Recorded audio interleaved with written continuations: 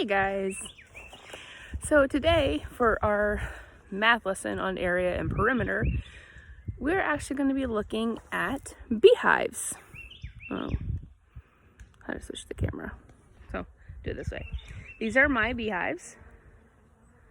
So I'm going to give you a video of inside the beehives, and then we're going to talk about area and perimeter using beehives. So I'll see you in a minute. As you see, this hive only has 2 deep boxes. The deep boxes, as you see, these are just for the bees. This is where they live. If we walk over here, these are our older, more established hives.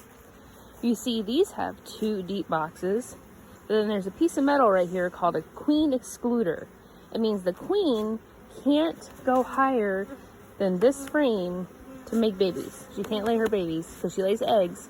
So she can't go higher. And these boxes right here are called honey supers. And their whole purpose is to be filled with honey. So right here we have 2 deep boxes and 2 honey supers. Right here we have 2 deep boxes and 1 honey super. Then over here, this is our mega hive. We have 2 deep boxes, a queen excluder, and 3 honey supers. So we are going to learn actually the perimeter and area of this particular hive. Okay guys, so this is what happens when you crack open a hive. You see bees are everywhere. We're here with my friend John Schultz.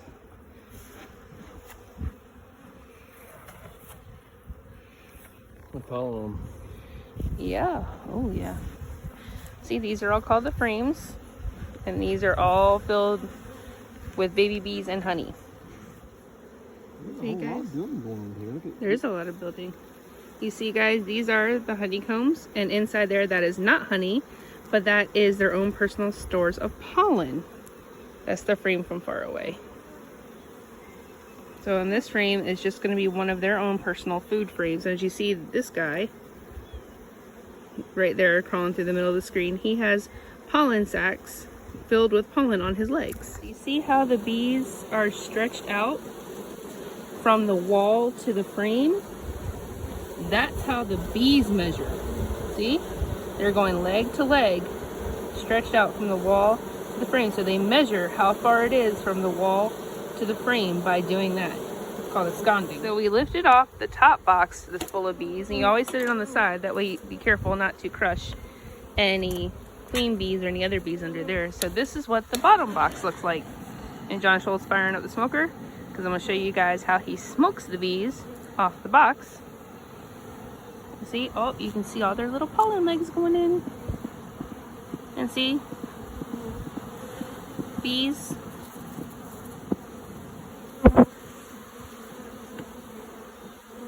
Honeybees are mostly friendly until you try to get in their hives. Oh, see, so John Schultz is going to smoke them off.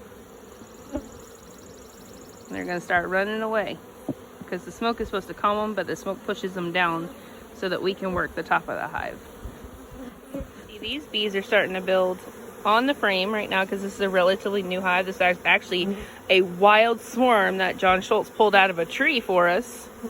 And so when he did this, we put them in a brand new box. But if we pull their frames apart, you can still see them measuring between the frame to frame, because that's how they know how big to build their comb. This is actually a whole frame full of honey. When the honey gets like this and the whole frame looks capped like that, then you can pull it off and you can spin it into the honey we eat. But right now, you can't. You can kind of see it glistening. But you see the honey is white, whereas the other food frames were dark. Drone? Yep. Big old fat drone bee. He's the only male in there. Yep. Right there. Oh, where'd he go? I lost him. Oh, there he is. Right there, fellow. That's what I was watching. You're watching 2 different drones. See that one right there? The big old fat drone bee. All the males are bigger than the females, and all the smaller bees are females.